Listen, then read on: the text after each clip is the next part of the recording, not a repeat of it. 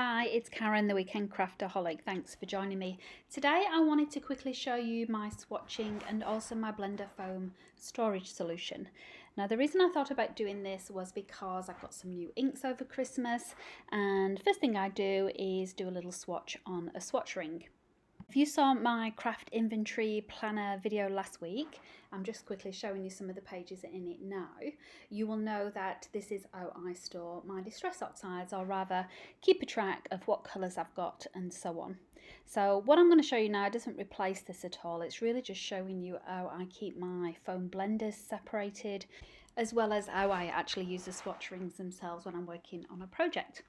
So you can see here I've got quite a few of the mini distress inks, and storage for them hasn't been a problem whatsoever, but I've recently got into distress oxides, and this was the storage solution that I thought would work. I have these really old plastic holders, they're for credit cards, and I ordered a little foam blender from scrapbook.com for each one of my inks, but you can see here just how messy they get. I mean, they do a great job in keeping the little foam blender quite juicy and for all that ink on, but it's so messy getting them out and putting them in. You can see I use my label machine just to make a note of all the names for the colours. So today, as I'm swatching these are some new ones that I got as part of my Christmas birthday present.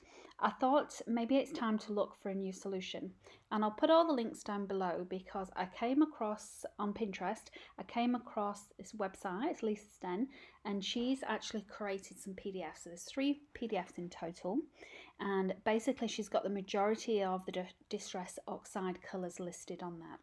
Now she has printed them off in colour as well, which I think are really useful for if you've got some colours missing, as you'll see with me. But I have printed off the PDFs, I've cut them to size as well, cut them down a little, and you can see here this is just one of them.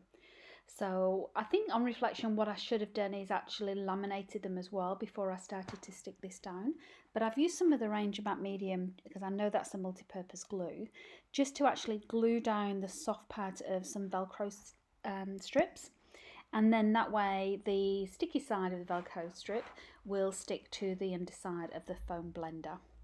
Now these foam blenders from scrapbook.com, I'm just showing you now the height of them. These are a game changer for me. I've always used these Ranger ones. They're always tatty, they always rip when I'm trying to get them off the blending stick. But the scrapbook.com ones really are life-changing compared to these. You can see they're a lot thicker, they've got those rounded edges so they make blending a lot smoother. The tool itself is slightly bigger, so it's a little bit more comfortable for me, but I know that's personal preference. And I know I am affiliated with them, but that's not the reason why I'm singing the praises. Now they are bigger, so you can't obviously store them underneath like you normally would with the distress inks, which I know a lot of people do with the Ranger ones. Plus I don't like the idea as well of making that inky mark all over the storage. So I'm going with this method. I've got myself, it's kind of an A4 tub that I'm going to keep them in, because there are only 3 sheets, so they will sit on top of each other nicely. Now, as I said, on reflection, I probably would have laminated, because then when they are sat on top of one another, if any of that ink does transfer, I would have been able to wipe it off nice and easily. And you can see on this particular sheet, half of the side is empty, which is great because there have been a couple of new distress colours come out, and I've just written them on underneath. Now the Velcro strips themselves, you can see that, like for example the pumice stone one, I've done quite a long strip, and again this was a bit of trial and error, because you can see here with this barn door one, initially I started to do them within the size of the circle, but then I've realised as I'm taking them off the Velcro, it's good to have an extra bit of the Velcro just to hold on to as you pull the foam brush or the foam pad off, because otherwise you may rip the paper and it all comes off. So definitely keeping those strips nice and long so I can actually hold it down as I rip the little circles off the paper.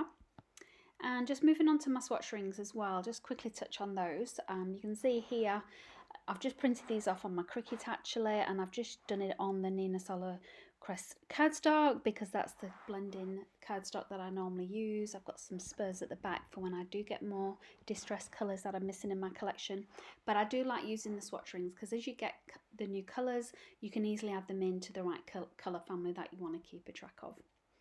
Now just touching on these, I thought I would expand on Lisa's idea, and I've created my own little PDF here.